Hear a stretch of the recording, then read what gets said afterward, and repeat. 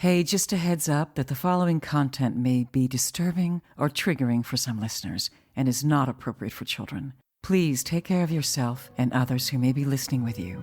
Welcome to the Bonus Babies Podcast, a show that has no easy answers, only hard questions.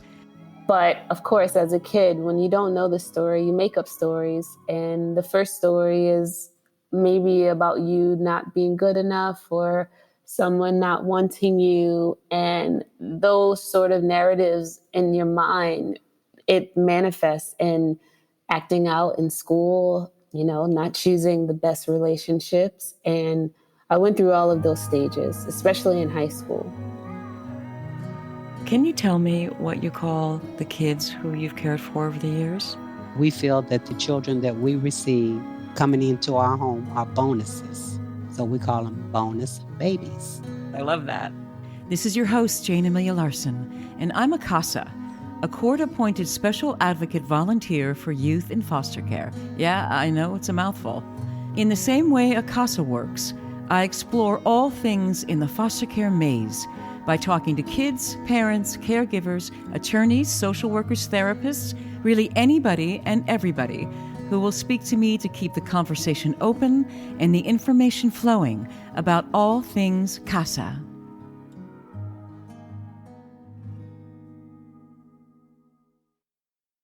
A few years ago, I was in a darkened screening room at USC watching a very beautiful movie, Night Comes On. I couldn't remember the name of the movie in the recording, but Night Comes On is what it's called. Written by a Peace for Kids alumnus, Angelica Nwandu. And when the lights came up, I saw this beautiful woman seated to my left, and I was just struck by this emanating grace coming from her, as if she were lit up from inside. And then we got to talking, and her story blew me away. Here she is, Megan Green. Hey, I'm here with Megan Green. Hey, Megan, thanks for getting on and coming to my podcast all the way from across the world, right? Yes, thank you for having me. Yeah, so where are you right now? So I'm currently in Accra. I'm in Ghana. Wow, and so what is that like? Well, it's very beautiful. I've been living in Cape Town for the last year, so it's just really great to see a new country and to get a taste of what I've been told is the real Africa, because Cape Town's very westernized, so it's different, but it's very, it's just great. A lot of culture, great food, great people. Yeah. And I've seen your pictures on Instagram. It looks like it's a paradise. Is that how it really is? Or are you just presenting really well? I'm presenting very well, but like most places, they have places that are like paradise and some places that are not. But for the most part, anywhere you live and there's beautiful palm trees and you have access to the ocean, that's a paradise for me. Yeah, I agree. That's how I feel about Southern California. So can you tell me a little bit about who you are, how you were raised? I know you're from Philly. I'm from Jersey, so just up the road from where you were raised. But tell me about your life when you were little. Yeah. So where would you like for me to go specifically? Well, what's your first childhood memory? Do you have that? Well, my first childhood memory is me sitting in a pink chair. My right arm is tied to the right leg and my left arm is tied to the left leg and I'm getting beat. And that's honestly my first memory in foster care. But thank God it didn't stay that way. Yeah. Who was beating you? Your foster parents? I was taken from the hospital. So the first home I was in, I believe it was my foster mother's husband. So I believe it was my stepdad, but this was all before the age of 4. So the memory's blurred, but that's one memory that's always stuck out for me. And you were removed from that home? How do you know how it was discovered that you were being abused? Well, I'm not so sure if it was discovered, but I was removed from the home because, and this is where it gets beautiful, my brother, Ivan, He was in a foster home in South Philadelphia, and he kept telling his mom that he had a sister, and they went to look for me. So I went to visit the home he was staying at a few times before ultimately I was able to live there long term, and she adopted both of us. So he was just a little kid too. How much older was he that at that time? Maybe about 5 or 6 years older. So, yeah. And I don't remember this at all. But he remembered his beautiful little sister, and he kept on asking for you. Yeah, he said he knew he had a sister. And yeah, what's funny is later along in life, I learned that he actually wasn't talking about me because I never made it home from the hospital. However, I do have, after I turned about 24, I found out I had other sisters. So I have a younger sister that's about maybe 18 months to 2 years younger than me, and a younger sister that's about 3 years younger. And he was remembering an older sister, right? Yeah, he was remembering a younger sister, but it just wasn't me. It was one of us, Oh, but okay, it still right. worked out. It still Yeah, worked and out. right, and you actually have a lot of siblings, right? Even more than me. I come from a family of 10, Oh, but wow. you have even more, right? No, no, no. I don't. Well, to be honest, so I grew up and I was in foster care until the age of 4. And probably about right before I turned 5, I got adopted. And my mom, because she had lost her children, she wanted to take in foster kids and adopt. So we always had a big family. And I grew up with my cousins feeling like my brothers and sisters. So I don't have 10 siblings, but it's always felt that way. Yeah, yeah, and it's a good feeling, even if it's just a few, it's a really good feeling. So, how was that home? How was that with the woman who adopted you? And also there was she had a daughter whom you called Auntie, right? Yeah, so my mom, she was maybe over 65 when she adopted us. And she had a large family herself. So her niece, who I call my aunt, actually took me in her home. And I grew up going back and forth from my aunt's house to my mom's house. And one house was where I was able to be more free. I had a little more space to explore. I had more children around me to play with, so my brothers and sisters. And staying with my aunt was a little different. I had my 2 cousins, and that was the home where it was a bit more, I would say, more structure. And yeah, definitely more structure. And that was intentional. I was the only one that went to Catholic school, so they chose to do something different with me. And I've heard these words throughout my life of her in the background of her telling me I needed structure. And no matter how much I fought against it, I'm learning now she was right. Yeah, it kind of paid off for you. Yeah, exactly. Yeah, like really. And we'll talk about that more in a minute, but I I want to ask you about something you mentioned to me some time ago when we first met. And you talked about the shame that you felt attached to being a kid from care. I don't even know how to say it for you because you Yeah. were essentially adopted into a very loving family, but still you felt shame about that, right? Yeah, because when it's an open versus a closed adoption, when you know, you're always aware of the fact that you're an extra person, an extra mouth to feed. And I think personally, it added a lot of pressure on me financially. I always felt like a burden. And when I was younger, I was really embarrassed by this, but everywhere I went with my mom, she would be like, "Oh, these are my adopted daughters, this is my adopted son." And she was really proud of it. And in my mind, all I heard was adopted. And I think when you hear of adoption or foster care, there's somewhat of a stigma around it. And maybe many people might think of it as, this is my, you know, extra daughter or son who I love. But when I heard that, I just heard your mother didn't want you. And I just always had that stress and confusion. And I always wanted to know what was the story. And I didn't quite figure it out until I was 20, maybe past 24.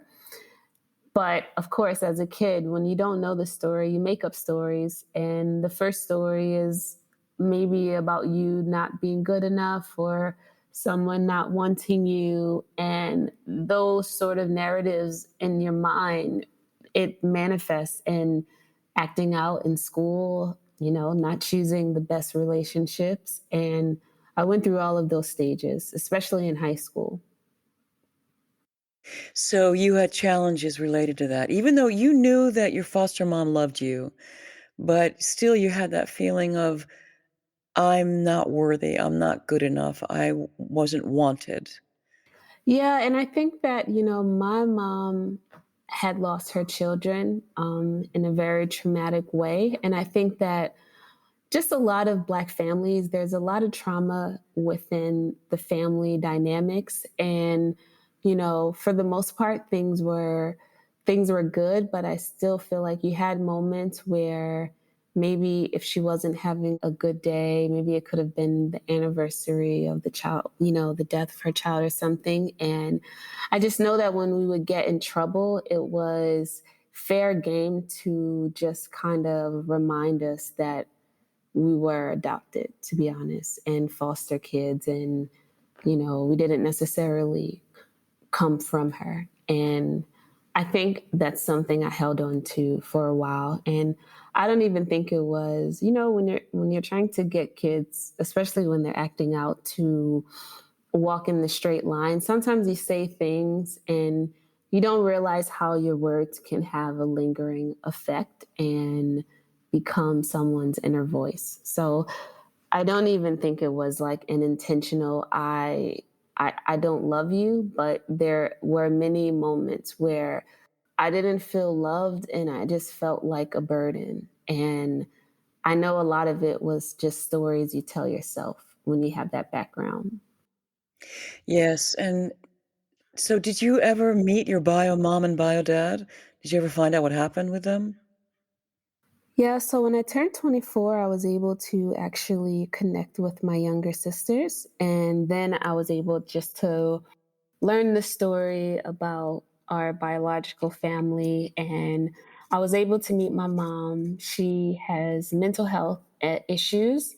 And, you grow up writing, really thinking about when the day would come, what it's going to be like, what questions you're going to ask. And mentally, she wasn't necessarily stable enough to have that sort of conversation. But I was able to just like hug her and finally see where some of my features were. And I think that's the best part of meeting my siblings because believe it or not, I look like the family I was adopted into. So it's actually really scary. So it's great. But when I met my biological family, I was like, wow, this person has my face. And I always, you go to school and people are like, oh, who do you look like? Your mom and your dad. And when you can't answer that, you kind of just put your head down. So it was nice to meet them and see actually where I get my features from. I've I've never actually met my biological father just because of timing. It didn't allow for it. But for a long time, I wasn't interested, even after I knew he existed, because I was still angry. And maybe about a year or two, I decided that I didn't want to hold that grudge. And, people are doing the best that they can.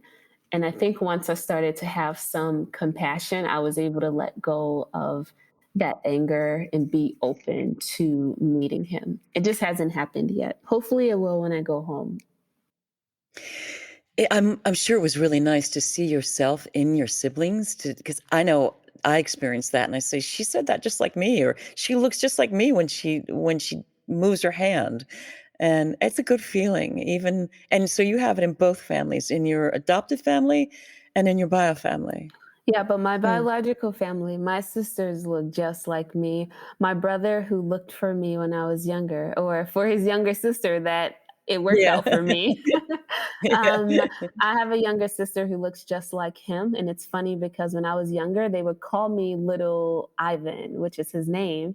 And it's funny that she looks more like him than me.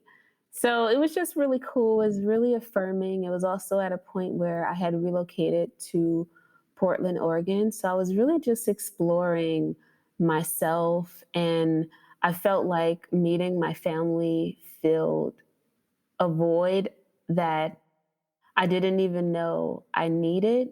And it was really comforting to go on the journey of just getting to know them better. Yes, I'm sure. And please tell me about your education because I know you're truly an exceptional individual. So I want people to hear about that. And I want to figure out what makes that drive in you. But why don't you just start by telling me about it? Yeah, so I went to Catholic school my entire life, and in high school, I went through a stage where I was going to get kicked out of the school, and my aunt had to come up to the school. She had to take off of work to make sure I could get back into school. And if it wasn't for the principal of my school, Dr. Rooney, and the pastor of my church, his name is Father Ed Hallinan. And I was really close to both of them, and they were the ones who advocated for me. So I went from about to be kicked out of the school to them deciding that I needed therapy, that something was going on. How could I be so smart but fail behavior every year, every semester without fail from maybe since the 6th grade? And I feel like that extra support gave me space to turn it around. And by the time I ended my high school career, I was awarded a full scholarship to Villanova University. And Woohoo! yeah, no, definitely. And Yeah, so, really. Celebrate yourself, man. yeah, That's awesome. yeah, so I was awarded a full scholarship to Villanova University by an aerospace company called Precision Cast Parts Corp. And they were based in Portland, Oregon, but the CEO, he graduated from Villanova, and they started a scholarship program in Oregon, and they wanted to replicate it on the East Coast. So I was the first East Coast scholarship recipient, went to Villanova. I didn't have to pay for anything, and that was the biggest blessing because I've always had to work many jobs. And it was the first time that it gave me freedom to explore my interests, to volunteer, to do mission trips, to do all these things. And I studied psychology. I was very close to doing a double major in communication management, but I went to the chair of the communication department and I said, Dr. Hall, I want your job. What do I need to do? And he told me that everything looked good, but I needed to study abroad. So I ended up studying cross-cultural psychology in Denmark. So yeah, so I did that. Then I graduated in 2013. I relocated to Portland, Oregon with the aerospace company. I started doing an internship for them after high school. And after working in the aerospace industry for about 4 to 5 years, I went to grad school. And that led to me studying communication management at USC. And that's where I met you at the screening of a very beautiful film. And I can't remember the name of it right now. Uh, I just want to go back 1 second because you have been an entrepreneur since you were in high school. Can you tell me a little bit about that work? Well, when I look back, I realize that I've always been entrepreneurial. I've always had that mindset. And I just didn't feel that confident about it until maybe a few years ago.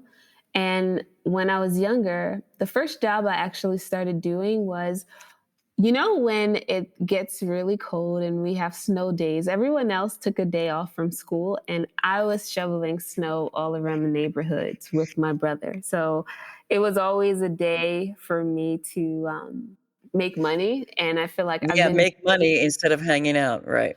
Yeah. no, exactly. But I've had many odd jobs. So I worked, at one point, I was characters for parties. So I was SpongeBob, I was lots of different characters. And Oh, right. So you would dress up and like work parties? yeah, and to be honest, I'm actually not that, I don't have that personality, but when you're under a mask, it gave me the boost of confidence I needed to actually dance and be myself, but without Yeah, anyone yeah, seeing yeah. me. Exactly. I And totally get that. Yep. Totally get it. more importantly, what leads to the work I'm currently doing now is I started getting paid to do hair when I was 13.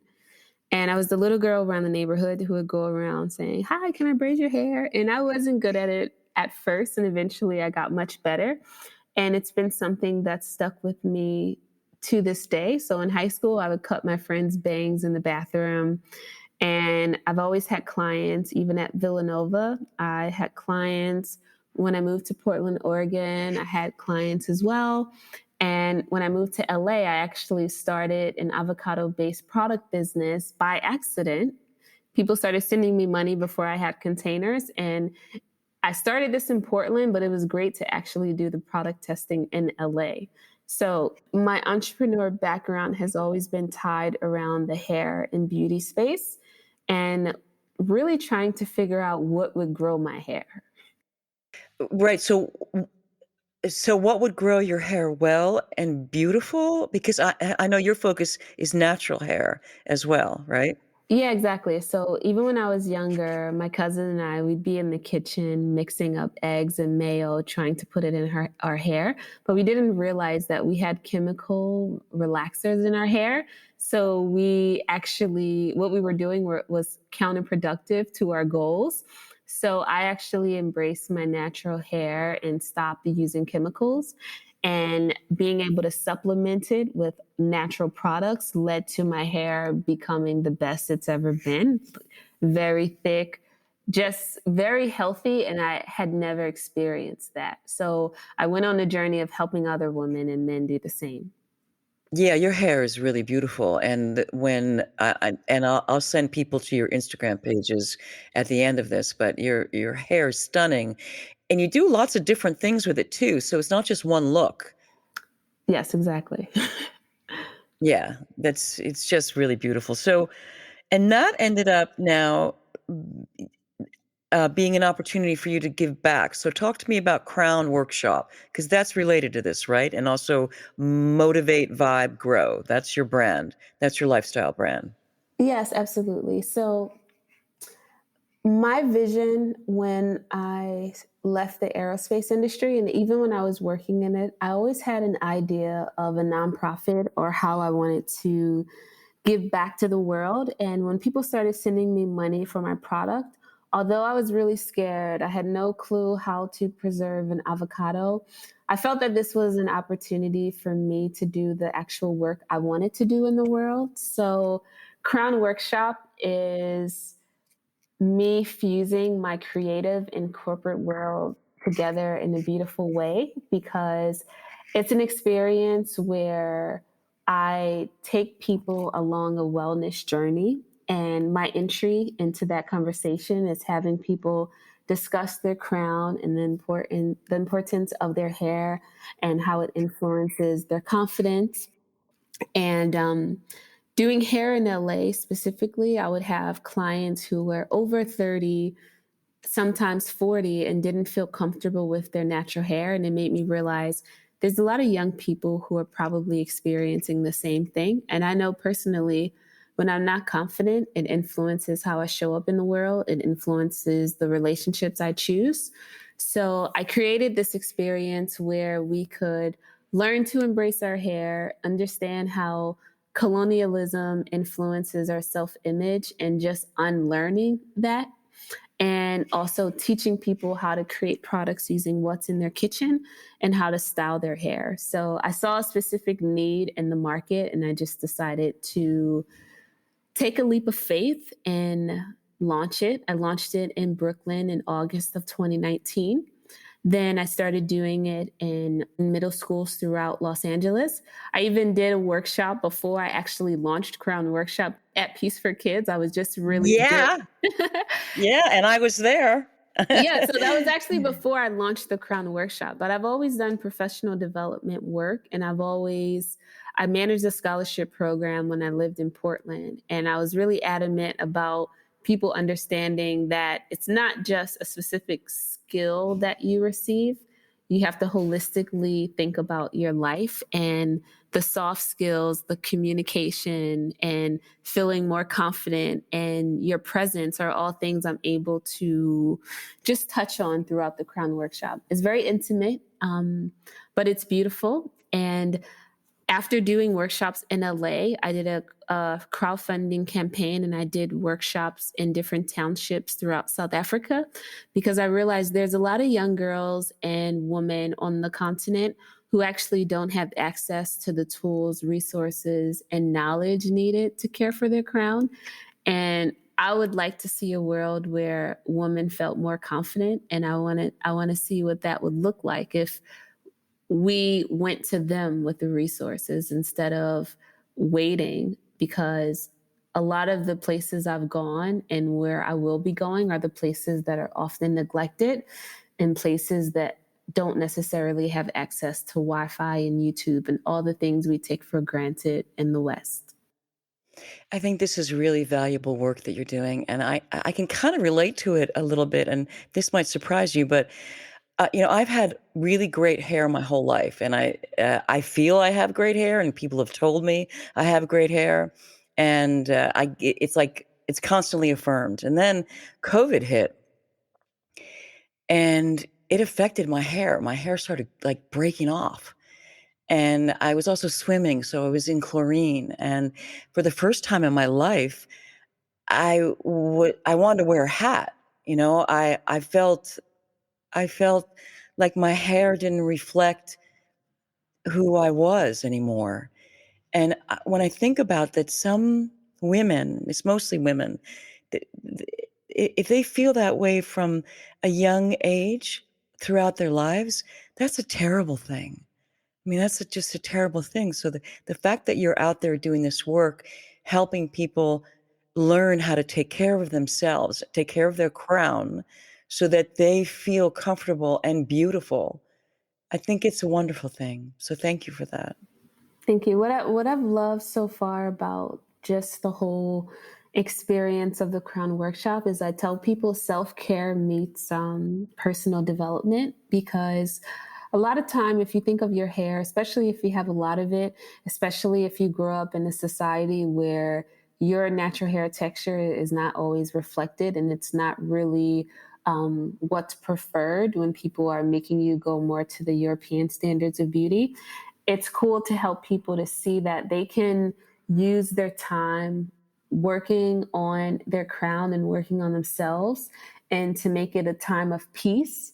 And yeah, that's what I've really loved the most, because I'm very productive during the time that I put in my crown. So as I have my Yeah, conditioners, go ahead.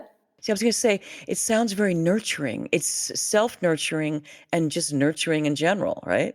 Yeah, exactly. So just using your time well and just shifting people's mindset to understand it and look at their time with their crown in a new way has been very rewarding. And it's actually helped me. So I'm just sharing.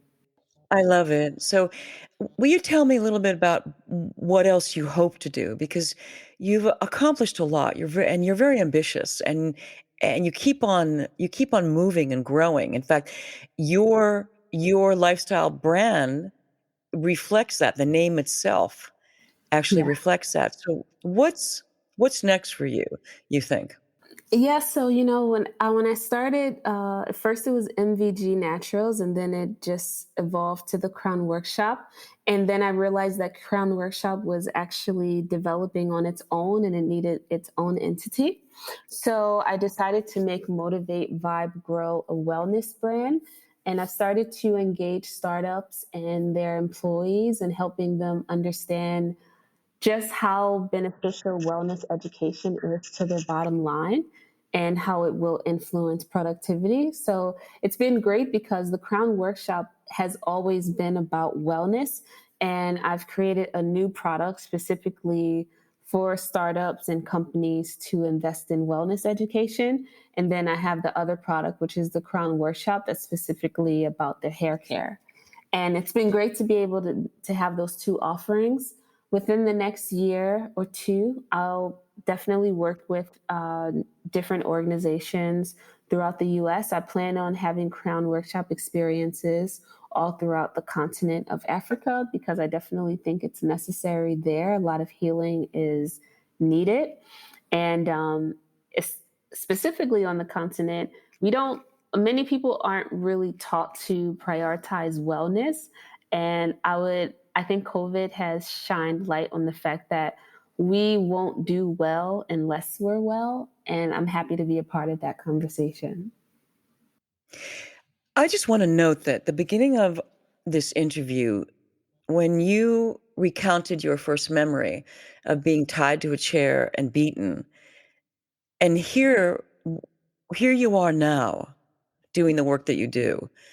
How do you account for that, Megan? What is that?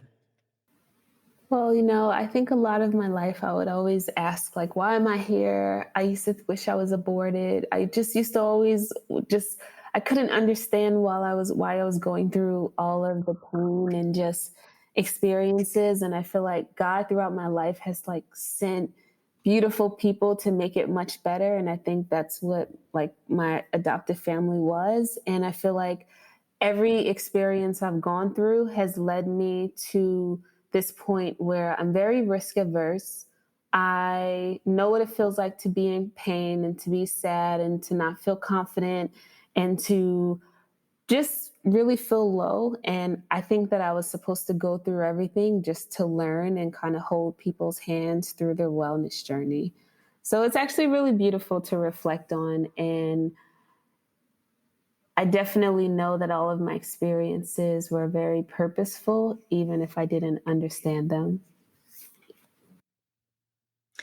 So, haven't you found for yourself that I don't know how to ask this, but well, here, let me just ask something else. So, what is the one thing that people would never know about you unless you told them? I have been through a lot, and my confidence was really, really low, although I was doing big things in the world because I hadn't really sat with my like childhood trauma and worked through those experiences. And I could be smiling in the room 1 minute and then crying in the bathroom the next. And that was really all of high school, like going to the bathroom and crying. And sometimes you might look at one thing and you see all of the good, but people don't realize the work that is necessary and has been necessary to get to this point. 10 years ago, I said I wanted to get comfortable with discomfort, and did things get uncomfortable, you know? So I feel like Mm. this is a journey I've been on for a very, very long time. And everything that I do, everything that I'm talking about, it's because I've lived through it. And I just think it's so much healing that's necessary in your adulthood that stems from your childhood. And until you do that, you can't be good to yourself or to other people or be in relation with other people in a way that's like healthy.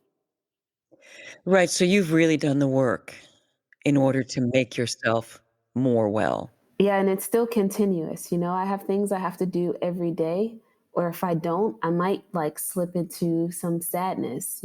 So I've started to learn just holistically. I have to work out, I have to meditate, I have to eat well. When one of those things are off, even if two of them are going well, I start to have very cyclical emotions that influence me and just a lot of things.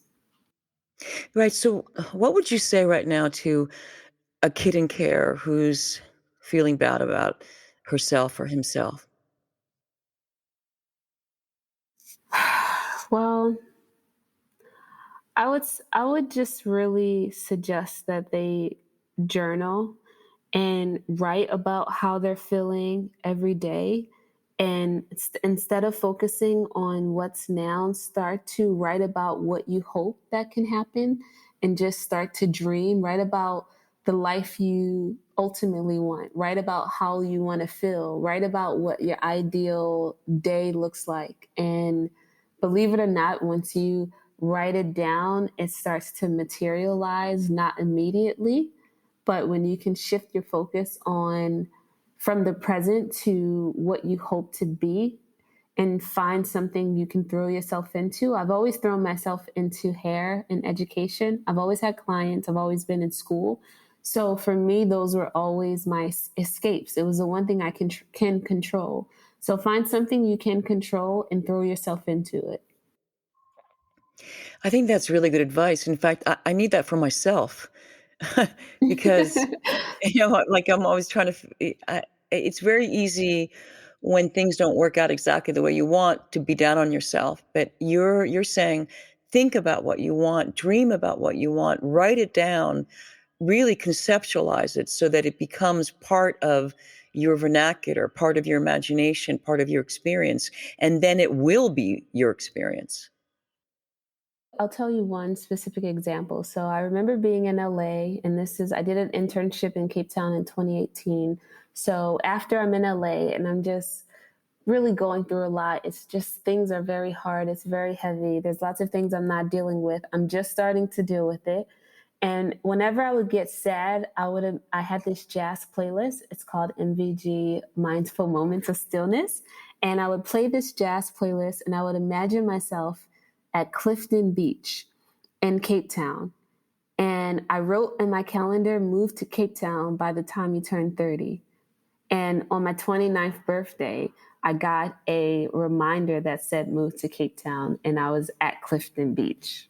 So I feel like, Wow. yeah, so it gives me chills. But when I was very depressed and sad in LA, I just focused on like how peaceful things would be if I was watching the sunset at Cape Town. So I like to daydream a lot, and I've always had.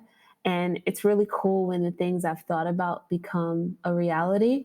And even getting the opportunity to have the Crown Workshop all around the continent is something that's still mind-blowing that it's actually happening. And I'm excited to bring people along the journey because it's been quite a journey. Yeah, so I can talk a lot about how much growth and how much work I've done in myself, especially the inner work. But I'm very grateful because God has placed angels in my life all throughout my life who have helped me, supported me, given me what I've needed to get to the next step. So I'm very grateful for the people who have poured into me, and I really would be nothing without them. Right, but it sounds like, Megan, that you also were open to that. You were paying attention to that. Yeah, exactly. Yeah, you definitely have to be open to receiving it. And one thing I've been great at is just nurturing relationships. I've always been curious about people, and it's just led to things. And I feel like without my family and the people who've come to my life at very critical moments, none of this would be possible because high school was hard. Who got me through that? My friends, my family, so every stage you meet people who add some comfort, and I'm very grateful for it. This is really great, Megan. Really, thank you so much. I think it's really inspiring for especially kids who are having a hard time in care to realize that you can dream your way out because you will do your way out. Your dreams will help you and you can act. Yeah. And don't be afraid to meet new people. I think sometimes you get scared and you have situations where the people you loved and the people who are supposed to love you may not do right by you, but just be open to meeting new people and having new experiences. And even when it doesn't go the way you want it to, just trust that like God will provide new people and new opportunities and just extract the lessons. Well, that's a perfect example of what happened when we met. We were at that film screening. You were sitting nearby me. You weren't right next to me. And I turned to say something to you, and you responded. And then we started talking. And then I learned about your experience in foster care, and I talked about Peace for Kids, and then you came and did a workshop at Peace for Kids and blew everybody away.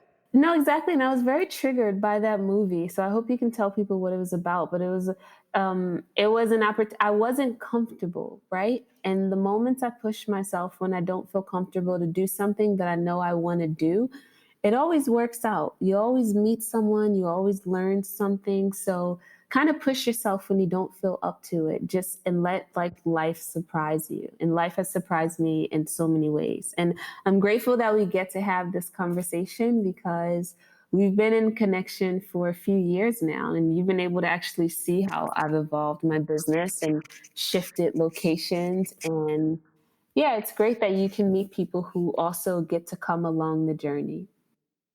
Yeah, I really thank you for sharing your journey with us, Megan. It's Yeah, thank you. totally wonderful. Okay, thanks. I love Megan's message. You got to push yourself to do things that are uncomfortable. And more often than not, they're going to lead you to something that takes you to a different place, maybe a better place, but certainly a new place in yourself and a new place in the world. Megan was there in that darkened USC screening room to watch a very moving but difficult film about foster care and juvenile revenge, about a young woman and her sister seeking vengeance. Megan pushed herself to be there, to take herself to a new place. That very challenge probably took her to a higher place in herself, in the world, and in her life. If you see something, say something. If you suspect that a child's health or safety is jeopardized in any way by parents or anyone else, contact the Child Protective Services Agency in your county. 24-hour hotlines are staffed by trained social workers who will help you through the process, and you can do so anonymously. In California, you can call the Child Protection Hotline at 800-540-4000. So if you see something, say something. You might be saving a child's life.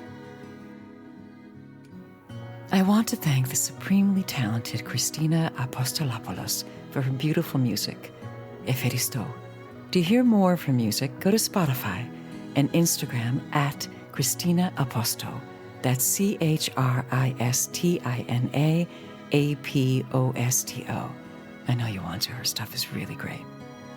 And thanks to my audio producer extraordinaire, Marcos Campito. I'm glad I found you. Thanks for listening, and if you like what you hear, please rate us and hit subscribe.